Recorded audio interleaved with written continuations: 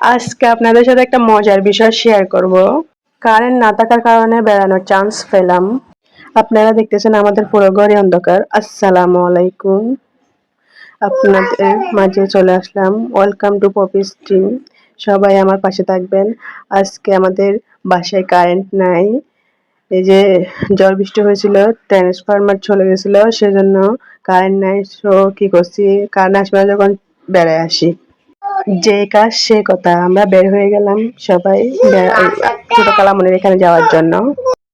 এখন রওনা হচ্ছে, রাস্তার দিকে যাচ্ছি আমরা গাড়িতে ওঠার জন্য। আপনারা দেখতে থাকেন। রাস্তা দিয়ে বের হওয়ার সময় সবাই হাসতেছে, আমিও হাসতেছিলাম। বলতেছে মানে কারেন্ট নাই সেজন্য বাইরে চলে যাচ্ছে, আমরা কোথায় যাব। তো এগুলাই বলতে বলতে আসছিলাম রাস্তা দিয়ে। এখন রাস্তায় গাড়ির জন্য যাব।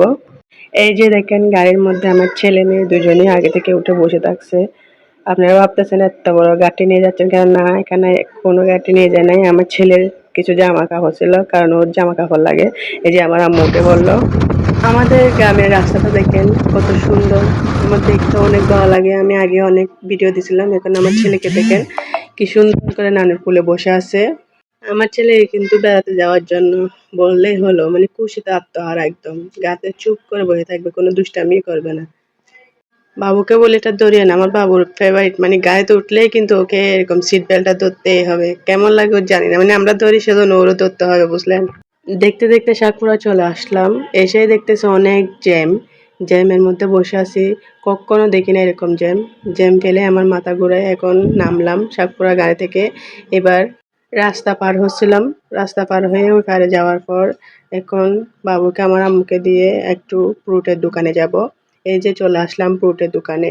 আপনাদের কি বলবো, ফ্রুটের যে এত দাম বেড়ে গেছে কল্পনার বাইরে, বুঝছেন। এই যে আমগুলো নিলাম, এনে একদম টাকা খাইলাম, মানে 150 টাকা করে নিয়ে ফেলছে, কিন্তু তারপরও মজা পাইলাম না আমগুলা। তারপর বিস্কুটের দোকানে আসলাম, এখান থেকে চানাচুর বিস্কুট যা যা লাগে সব নিলাম। নিয়ে এখন ওষুধের দোকানে যাব একটু। এই যে কিছু অল্প ওষুধ নিলাম, ওষুধ নেওয়া ছিল, প্রচুর মাথা ব্যথা, মাথা ব্যথার জন্য ওষুধ নিয়েছিলাম। এবার গাড়ি রওনা দিছে। সাতপুরা থেকে একটা অটো নিয়ে কালামনির বাসায় চলে যাব। এই যে এখন চলে আসলাম একদম কাছে। আমরা আসতে সন্ধ্যা হয়ে গেছে, একদম রাত হয়ে গেছে। দেখেন আমার ছেলেকে কোলে উঠতে বলতেছে, কিন্তু ও কোলে উঠবেই না, কিছুতেও হেঁটে হেঁটে যাবে। তো ওকে আগে আগে হাঁটাই দিছি। আর আমার তো এখন লাইট লাগতেছে না, কারণ আমার বাবুর জুতাগুলো লাইট জ্বলতেছে, সেজন্য আমার আর লাইট লাগতেছেও না। দেখেন ও আস্তে আস্তে হেঁটে হেঁটে যাচ্ছে, ওকে ধরতে বলছো, কিছুতেই ধরবে না। বেড়ানোর জন্য এত যে খুশি হয়, দেখছেন নিজে নিজে হেঁটে হেঁটে চলে যাচ্ছে, কিছুই দেখা যাচ্ছে না অন্ধকারের মধ্যে। দেখেন ওর জুতোগুলোর আলো ছাড়া কিছুই দেখা যাচ্ছে না। এই যে চলে আসলাম আমার কালামনির বাসায়। আমার কালামনির বাসাটা অনেক সুন্দর, আমার অনেক ভালো লাগে। এখানে আসলে আমার মেয়েও অনেক কমফোর্টেবল ফিল করে। দুজনে আসার সাথে সাথে এখন লাফালাফি শুরু করে দিবে। দেখেন এই যে রুমে যাবে, এখন রুমে গিয়ে দেখেন ওরা কি করে। দুই ভাই বোনে এখন লাফালাফি শুরু করে দিছে, কত করে এদিকে কত করে এদিকে, এটা ওইটা। এটা আমার চার্জার আনছিলাম, আমি আমার মোবাইলে চার্জ ছিল না, সেজন্য চার্জ দেওয়ার জন্য চার্জার নিয়ে আসলাম। এই যে আমাকে একটু করে দেখছেন, এখন মেয়ে বসে আছে, বলছে একটু ভিডিও করে, বলছে না ভিডিও করতে হবে না।